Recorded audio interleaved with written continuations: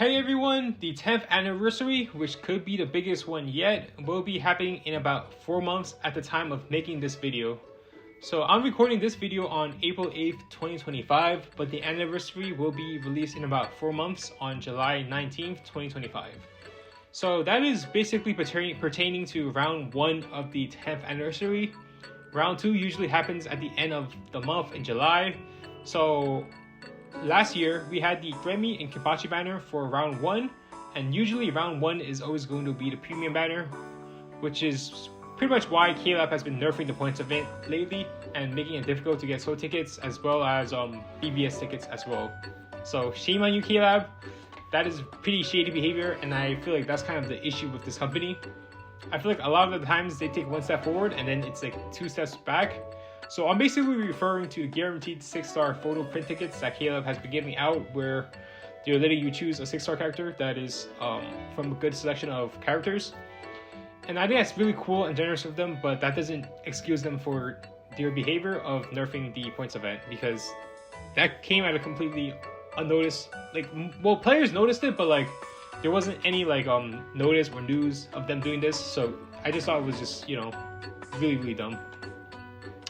But anyways, getting into the bulk of this video in terms of how you can prepare for the 10th anniversary, which is probably going to be the biggest one yet because KLab made a special website dedicated towards this campaign. But anyways, your goal should basically be to have approximately 11,000 orbs by July 19th. And yes, you heard that right. I said 11,000 orbs, 11k orbs. And the reason why 11k orbs is the soft spot is because it costs us approximately 5.5k orbs, 5,500 orbs, maybe a little bit more or a little bit less to get to step 25 on a banner, which guarantees you one of the banner characters.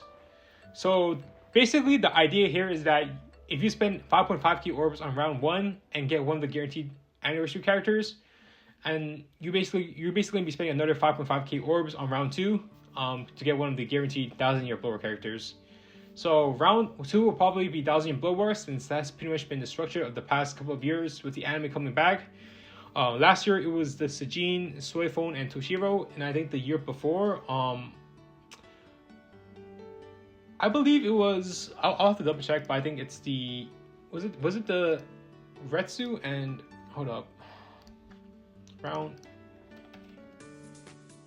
yeah, so I just double checked, and for the 8th anniversary round 2, it basically also featured 1,000-year blower characters. So that was the banner with Aizen in his cheer form, Yuha, the PvP version, that one's Hearts, and then the Power Gemisai.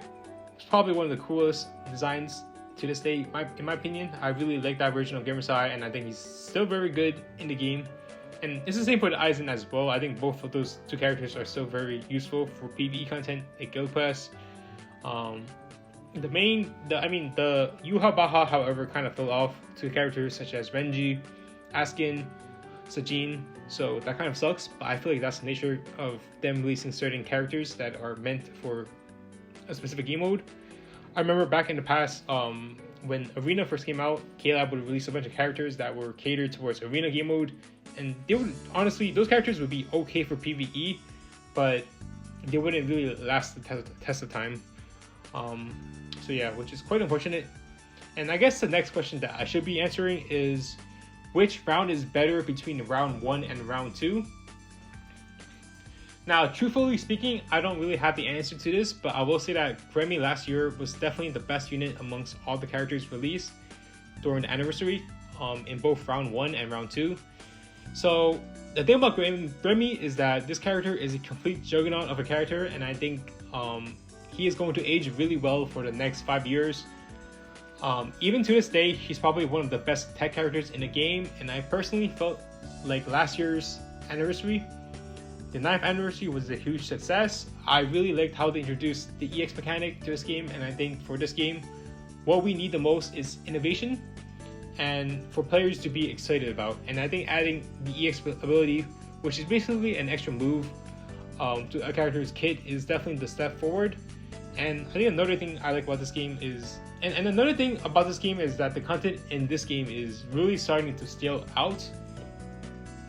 For example, it's hard to test play certain characters that you have max transited, because quite frankly, the content in this game isn't challenging enough. And something I really like is the guild extra quest ultra, which is in the points event. I think you get around 500k points the first time you clear it, and it feels rewarding too. And I think that's kind of what we need in this game. We need more difficult content in the game that rewards you for clearing the difficult content. But yeah, that's basically what I want to see. I want to see more challenging content that rewards you, and hopefully KLab could deliver on that moving forward, because that would mean more orb sources for players as well as more challenging content. And obviously, you know, those are both good for the game, and it also gives players things to look forward to. Just give me my money. In terms of orb sources, I made a video on this a couple of months back, but I'll just summarize it here again. So you always want to do the Senkaimon quests, because you get approximately 480 orbs monthly from Senkaimon. And next, you always want to do epic raids. Epic raids is a good way to easily get 200 orbs, because you only need to do you only need to do 1 × 5 run on the hardest difficulty, and then you have enough to exchange for the 200 orbs, because what you're basically doing is exchanging for the 25 orbs 8 times. Next, guild quest is great because you can get 75 orbs per phase max, and guild quest resets every single week. So that's going to be approximately 150 orbs per week if you're able to clear nightmare mode guild quests. Resurrected units, which obviously aren't time sensitive, are also a great source for orbs. But like I mentioned before, you can always take your time maxing these characters out, since they aren't going to go anywhere. And maybe if you can't control your orbs, maybe you want to wait until the anniversary comes and then afterwards max these characters out. It's really up to you. Unless you want to play these characters, then of course, then, you know, feel free to do whatever you want. But most importantly, you always want to be farming the heck out of the points event, planting every seed possible. Pause, I'm just kidding. But yeah, you guys get the point.